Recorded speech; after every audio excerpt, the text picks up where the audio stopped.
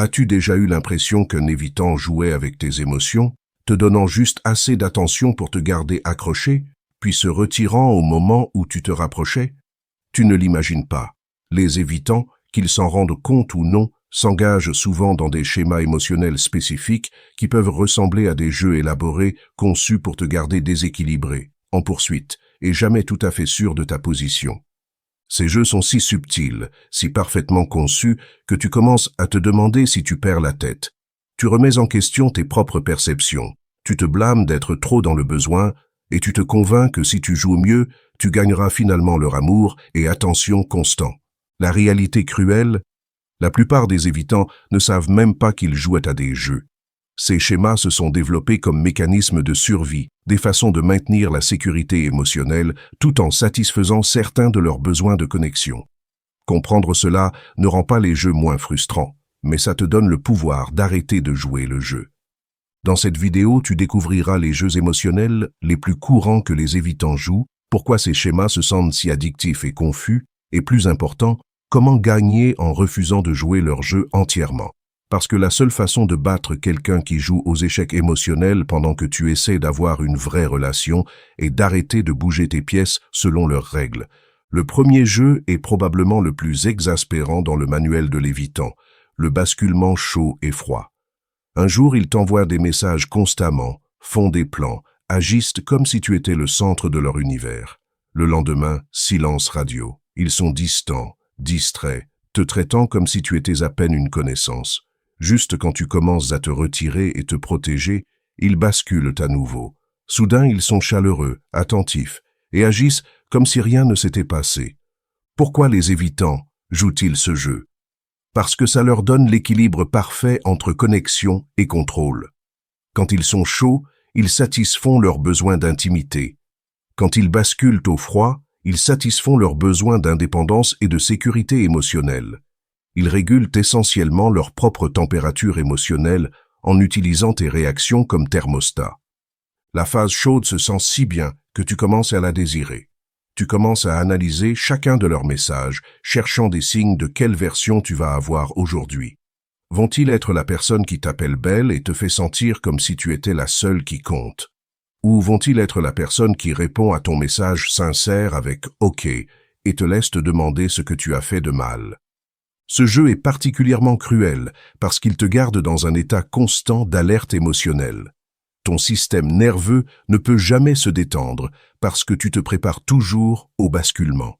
Tu peux te retrouver à marcher sur des œufs pendant les phases chaudes, terrifié de faire quelque chose qui déclenchera la phase froide.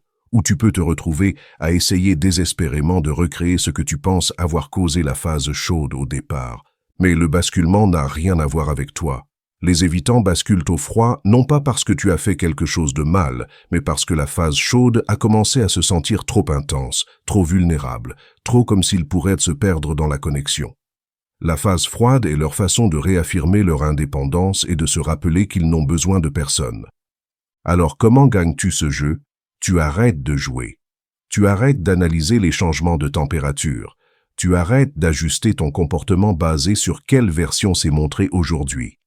Tu maintiens ta propre température émotionnelle, peu importe la leur. Quand ils sont chauds, tu ne deviens pas trop excité. Quand ils sont froids, tu ne poursuis pas ou n'essaies pas de les réchauffer. Tu restes constamment toi-même. Cette constance rend les évitants fous parce qu'elle enlève leur contrôle sur la dynamique émotionnelle. Ils ne peuvent plus utiliser tes réactions pour réguler leur propre état émotionnel. Certains évitants vont escalader le comportement chaud et froid au début, essayant d'obtenir une réaction. D'autres vont en fait commencer à se stabiliser parce qu'ils réalisent que le jeu ne fonctionne pas. Le deuxième jeu est tout aussi frustrant mais beaucoup plus subtil, la piste de miettes. C'est la façon de l'évitant de te garder intéressé sans en fait s'engager dans quoi que ce soit de réel. Il te donne juste assez d'attention, d'affection ou d'espoir pour t'empêcher de partir, mais jamais assez pour te faire sentir sûre ou satisfaite. C'est comme s'il te donnait des restes émotionnels pendant que tu meurs de faim pour un vrai repas. Ce jeu apparaît d'innombrables façons. Ils peuvent t'envoyer un bonjour tous les quelques jours, juste quand tu commences à les oublier. Ils peuvent laisser entendre des plans futurs qui ne se matérialisent jamais. Ils peuvent te donner une intimité physique incroyable, mais refuser de parler de sentiments. Ils peuvent être émotionnellement disponibles pour des conversations profondes à 2 heures du matin, mais agir comme des étrangers en public. Pourquoi les évitants jouent-ils le jeu des miettes? Parce que ça leur permet de te garder comme une option sans avoir à traiter avec la réalité effrayante d'une relation engagée. Ils arrivent à se sentir désirés et voulus sans avoir à rendre l'appareil au même niveau. Ils obtiennent les bénéfices de la connexion sans la vulnérabilité qui vient avec vraiment laisser quelqu'un entrer. Les miettes se sentent si précieuses parce qu'elles sont rares. Quand quelqu'un qui est habituellement émotionnellement indisponible t'envoie soudain un message doux ou te montre un moment de soin genuine, ça se sent comme gagné à la loterie. Ton cerveau libère les mêmes produits chimiques qu'il libérerait si tu étais en fait dans une relation aimante et constante, même si tu reçois peut-être 10% de ce dont tu as besoin. C'est pourquoi la piste de miettes est si addictive.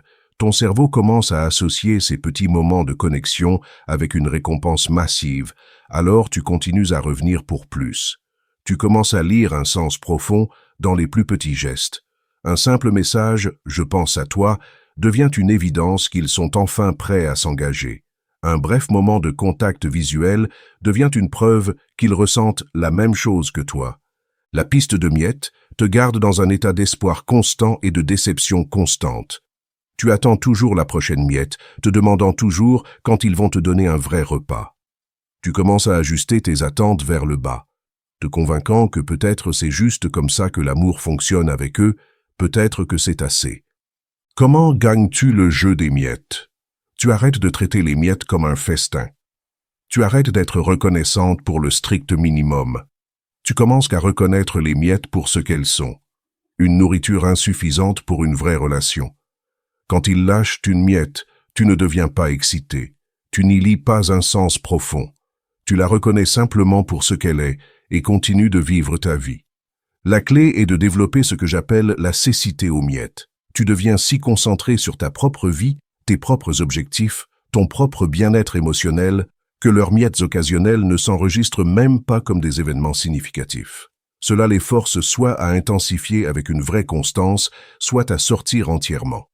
Passant au troisième jeu, qui pourrait être le plus déchirant de tous, le faux futur. C'est là où les évitants peignent de belles images de ce que votre relation pourrait devenir, ce que vous pourriez faire ensemble, comme les choses seront incroyables une fois qu'ils travailleront à travers leurs problèmes ou une fois que le timing sera bon. Ils t'investissent dans un futur qu'ils n'ont aucune intention de créer en réalité. Le faux futur apparaît comme des conversations sur emménager ensemble un jour, des discussions sur rencontrer les familles de chacun, des discussions sur les voyages que vous prendrez ou les objectifs que vous poursuivrez en couple. Ils peuvent même devenir spécifiques, parlant de la maison que vous achèterez ou des aventures que vous aurez. Ces conversations se sentent si réelles, si intimes, que tu commences à planifier ta vie autour de ces futurs imaginaires. Pourquoi les évitants s'engagent-ils dans de faux futurs? Parce que parler du futur se sent plus sûr que s'engager dans le présent. Ils peuvent profiter de l'intimité des rêves partagés sans avoir à prendre des mesures réelles pour rendre ces rêves réalité. Le futur est abstrait, hypothétique, et donc pas menaçant pour leur indépendance. Les faux futurs servent aussi un autre but. Ça te garde accroché sans qu'ils aient à changer quoi que ce soit sur leur comportement actuel. Ils peuvent continuer à être émotionnellement indisponibles aujourd'hui tout en promettant une disponibilité émotionnelle demain. Ils peuvent garder leurs murs debout maintenant tout en peignant des images d'un futur où ces murs tombent. La partie la plus cruelle de ce jeu est comme ces conversations se sentent réelles. Quand un évitant commence à parler de votre futur ensemble, ça ne se sent pas comme de la manipulation. Ça se sent comme de l'intimité, comme s'ils te laissaient enfin entrer dans leur monde intérieur, comme s'ils étaient enfin prêts à s'engager. Tu commences à croire que c'est le moment de percer que tu attendais. Mais alors demain arrive, et rien n'a changé. Ils sont tout aussi distants, tout aussi indisponibles, tout aussi phobiques de l'engagement qu'ils étaient avant la conversation de faux futur. Quand tu essaies de référencer les choses qu'ils ont dites sur votre futur ensemble, soit ils changent de sujet, soit ils agissent comme si ces conversations n'avaient jamais eu lieu. Comment gagnes-tu contre les faux futurs? Tu te concentres sur les actions, pas les mots. Tu arrêtes d'être impressionné par de belles conversations sur demain et commences à faire attention à ce qui se passe réellement aujourd'hui. Quand ils commencent à parler de plans futurs, tu écoutes poliment, mais ne t'investis pas émotionnellement. Tu peux même dire quelque chose comme « ça sonne bien, on verra ce qui se passe ». La stratégie gagnante est de vivre dans le moment présent. Tu prends des décisions basées sur comment ils te traitent maintenant, pas sur ce qu'ils promettent de faire plus tard. Tu arrêtes de mettre ta vie en pause pour des futurs hypothétiques et commences à construire la vie que tu veux avec ou sans eux. Le quatrième jeu est un des plus manipulatifs, même si les évitants ne réalisent généralement pas qu'ils le font. La danse de déflexion. Cela arrive quand les conversations commencent à devenir émotionnellement profondes ou quand tu essaies d'adresser les problèmes dans la relation. Au lieu de s'engager avec le sujet, ils défléchissent, distraient ou changent complètement de sujet. La danse de déflexion a beaucoup de variations. Ils peuvent soudain se rappeler quelque chose d'urgent qu'ils doivent faire. Ils peuvent retourner la conversation vers toi et tes problèmes. Ils peuvent faire une blague pour alléger l'ambiance. Ils peuvent commencer une dispute sur quelque chose de complètement non relié. Ils peuvent soudain devenir physiquement affectueux pour éviter l'intimité émotionnelle. Ou ils peuvent simplement se fermer et arrêter de répondre entièrement. Pourquoi les évitants défléchissent-ils pendant les conversations importantes? Parce que la profondeur émotionnelle se sent dangereuse pour eux. Quand tu veux parler de sentiments, de la relation ou de problèmes qui ont besoin d'être adressés, leur système nerveux interprète cela comme une menace. Leur cerveau commence à envoyer des signaux qu'ils ont besoin de s'échapper, et la déflexion est leur route d'évasion. La danse de déflexion est particulièrement frustrante parce qu'elle empêche toute vraie résolution ou croissance dans la relation. Tu ne peux jamais adresser les problèmes directement parce qu'ils ne resteront pas concentrés sur le sujet assez longtemps pour travailler sur quoi que ce soit. Chaque tentative de connexion plus profonde est redirigée ou fermée. Tu commences à te sentir comme si tu devenais folle parce que tu ne peux jamais finir une conversation sur quoi que ce soit d'important. Tu peux te retrouver à devenir de plus en plus frustré, élevant la voix ou devenant émotionnel, ce qui leur donne alors des munitions pour défléchir encore plus. Ils peuvent pointer ta réaction émotionnelle comme preuve que tu es déraisonnable ou dramatique. La danse de déflexion t'entraîne aussi à éviter de soulever des sujets importants. Tu commences à anticiper leur déflexion et décides que ça ne vaut pas la peine. Tu commences à te contenter d'une connexion de surface parce que tout ce qui est plus profond est rejeté. Tu apprends essentiellement à participer à ta propre famine émotionnelle. Comment gagnes-tu contre la danse de déflexion? Tu refuses de danser. Quand ils défléchissent, tu ne poursuis pas le nouveau sujet. Tu ramènes calmement la conversation au point original. Tu peux dire quelque chose comme « Je remarque qu'on s'est éloigné de ce que je voulais discuter. Est-ce qu'on peut y revenir ?» S'ils continuent à défléchir, tu ne deviens pas frustré ou émotionnel. Tu termines simplement la conversation. Tu peux dire « Il semble que ce n'est pas le bon moment pour parler de ça. Fais-moi savoir quand tu es prêt à avoir cette conversation. » Puis tu pars. Tu ne poursuis pas, tu ne disputes pas, tu n'essaies pas de les forcer à s'engager. La clé est de leur montrer que la déflexion ne fonctionne plus. S'ils veulent avoir une relation avec toi, ils ont besoin d'être prêts à avoir de vraies conversations. S'ils ne sont pas prêts à faire ça, alors tu n'es pas prête à prétendre que tout va bien. Finalement, nous arrivons au cinquième et peut-être plus dommageable jeu, l'arme du traitement silencieux. C'est quand les évitants utilisent le silence comme façon de te punir, contrôler la situation ou éviter de traiter avec le conflit. Ils n'ont pas juste besoin d'espace pour traiter. Ils retiennent délibérément la communication comme façon de te faire sentir anxieuse, coupable ou désespérée pour leur attention. L'arme du traitement silencieux est différente de prendre de l'espace sain à cause de l'intention derrière. L'espace sain sonne comme « J'ai besoin de temps pour réfléchir à ça. Est-ce qu'on peut parler demain ?» L'arme du traitement silencieux, c'est juste disparaître sans explication, refuser de répondre aux tentatives raisonnables de communication, ou te donner l'épaule froide, jusqu'à ce que tu t'excuses pour quelque chose que tu n'es même pas sûr d'avoir fait de mal.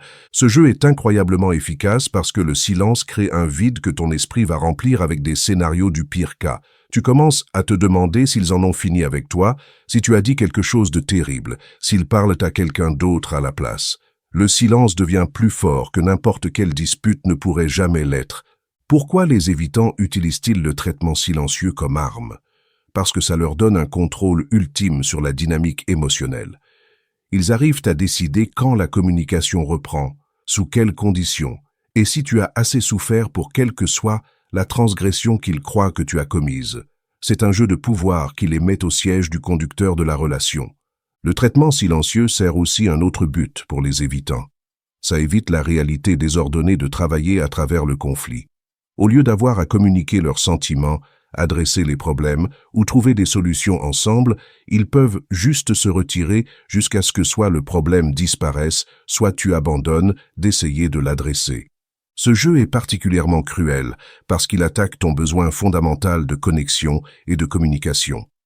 Les humains sont câblés pour la connexion sociale et le silence délibéré de quelqu'un qui te tient à cœur déclenche les mêmes voies de douleur dans ton cerveau que les blessures physiques. Le traitement silencieux fait littéralement mal.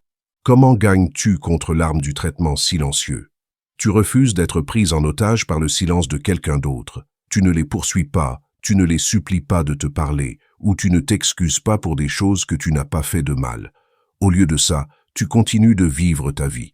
Tu fais des plans, vois des amis, poursuis tes intérêts et maintiens ton bien-être émotionnel, peu importe leur silence.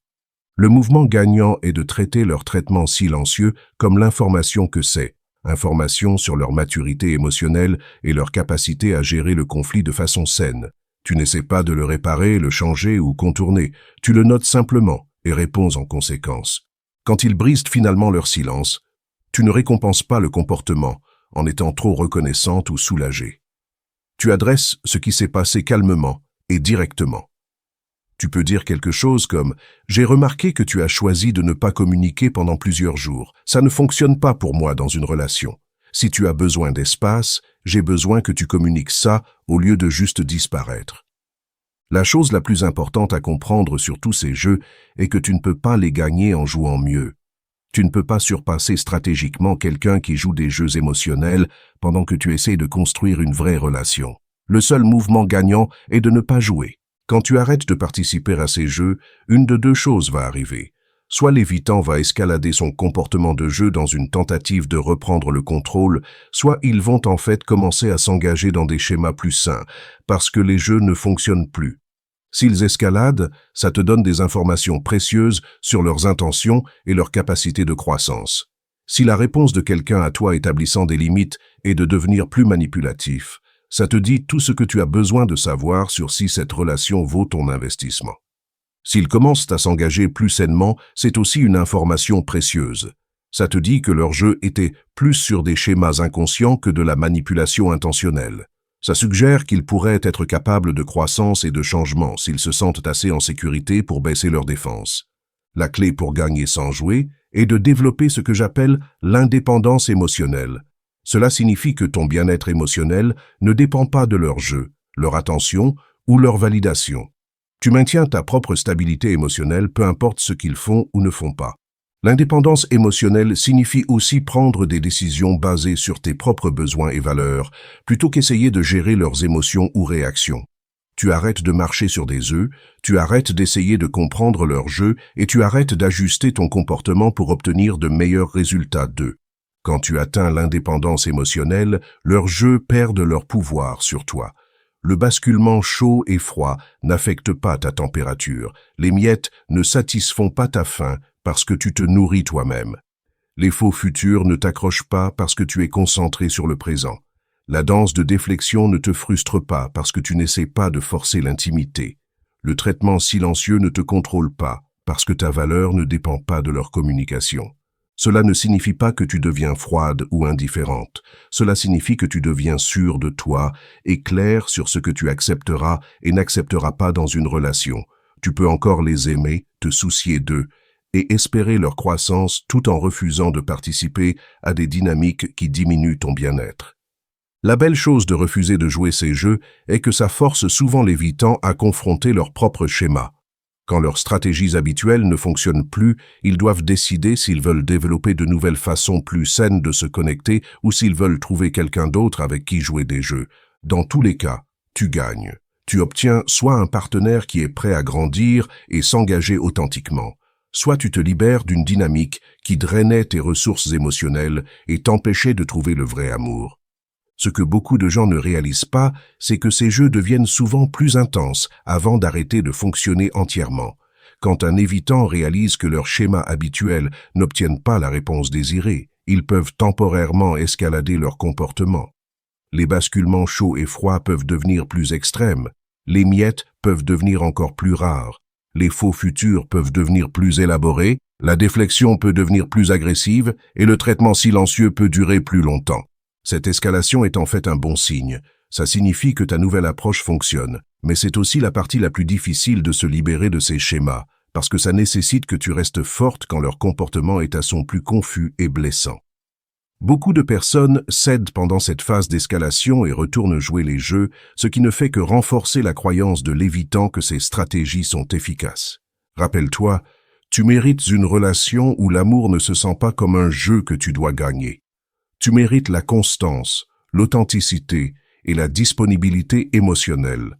Tu mérites quelqu'un qui te choisit clairement et communique ouvertement plutôt que de te laisser deviner où tu en es. Les jeux que les évitants jouent peuvent se sentir familiers si tu as grandi dans un foyer où l'amour était conditionnel ou inconsistant.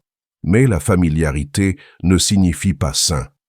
Juste parce que tu sais comment naviguer ces jeux ne signifie pas que tu devrais avoir à le faire. Se libérer de ces schémas nécessite du courage parce que ça signifie risquer la perte de quelqu'un qui te tient à cœur. Mais ça ouvre aussi la possibilité de trouver quelque chose de réel, quelque chose de nourrissant, quelque chose qui ne nécessite pas que tu sois une stratège maîtresse juste pour te sentir aimé. T'es-tu retrouvé prise dans l'un de ces jeux émotionnels avec un partenaire évitant? As-tu essayé de gagner en jouant mieux seulement pour réaliser que le jeu lui-même était le problème? Partage dans les commentaires lequel de ces jeux se sent le plus familier et ce qui s'est passé quand tu as essayé d'arrêter de jouer le jeu. Si ceci t'a aidé à reconnaître que la seule façon de gagner ces jeux est de refuser de les jouer, like cette vidéo et abonne-toi pour plus d'insights sur construire des relations basées sur l'authenticité plutôt que la stratégie. Merci d'avoir regardé.